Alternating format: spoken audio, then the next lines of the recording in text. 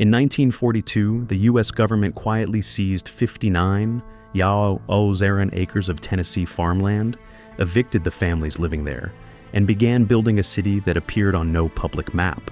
They called it Oak Ridge.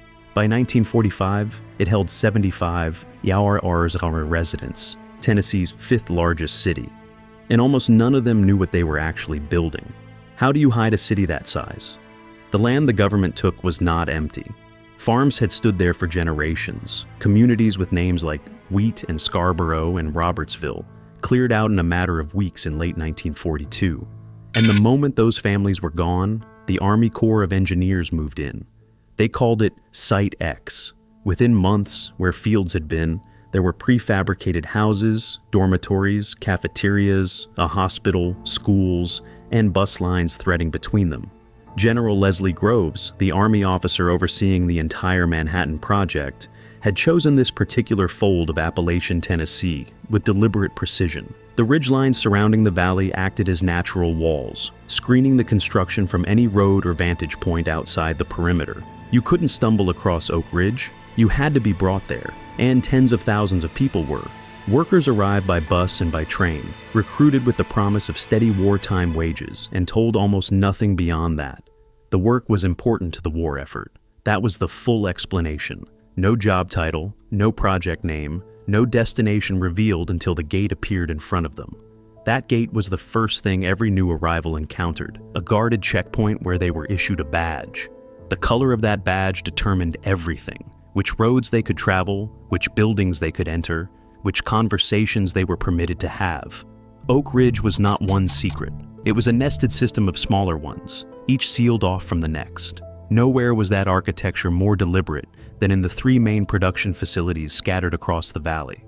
Y-12 used enormous machines called calutrons to separate uranium isotopes.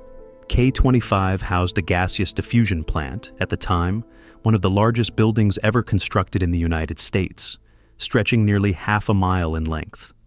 X-10 operated an experimental nuclear reactor. Each facility had its own workforce, its own badge color, its own physical boundary. A worker at Y-12 knew she was operating a machine that separated something. She did not know what that something was. She did not know that K-25 existed. She did not know the word uranium. That ignorance was not accidental. It was engineered, maintained daily by a security apparatus that treated information itself as the most dangerous material on the site. And yet, inside those fences, life was astonishingly ordinary. Oak Ridge had a weekly newspaper.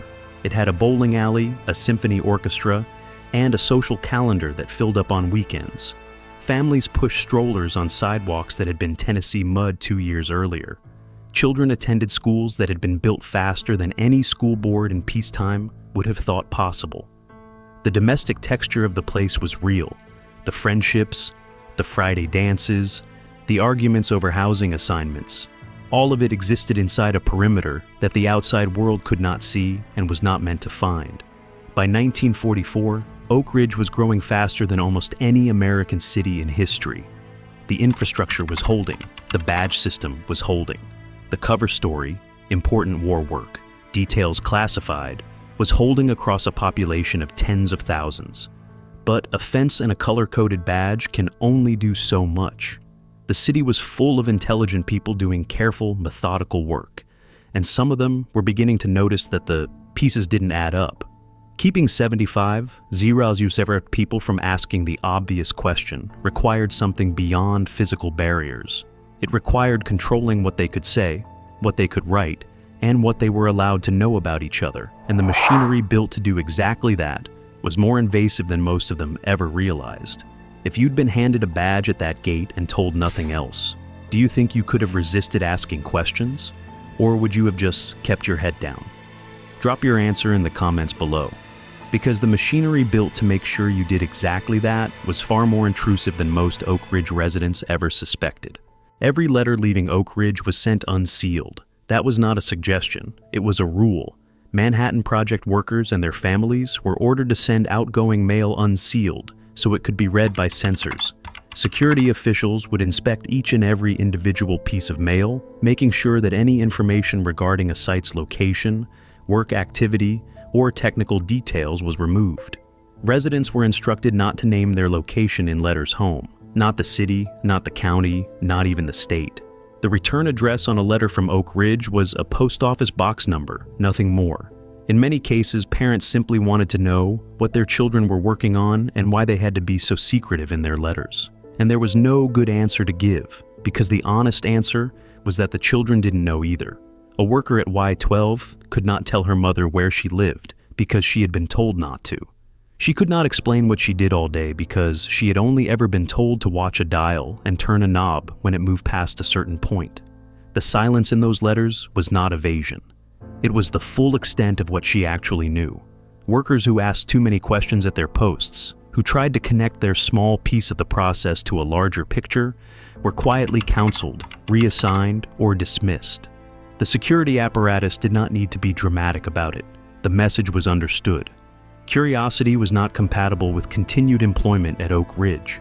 What made this psychologically unusual and genuinely difficult was that the secrecy did not stop at the fence. It ran through the households inside it. Every employee had a security badge displaying their picture, their job position, and their level of clearance, and an employee's job usually determined that level. Construction workers and low-level engineers were generally given low-level clearance, meaning their work was highly compartmentalized and they were informed on a need-to-know basis. Top-level physicists and engineers usually had the highest clearance and generally knew that the overall goal of the Manhattan Project was to build an atomic bomb, which meant that a husband and wife living in the same prefabricated house, eating dinner together every night, could be operating at entirely different levels of knowledge about what their city actually was. One might know, the other, by design, did not. And neither was permitted to find out where the other stood.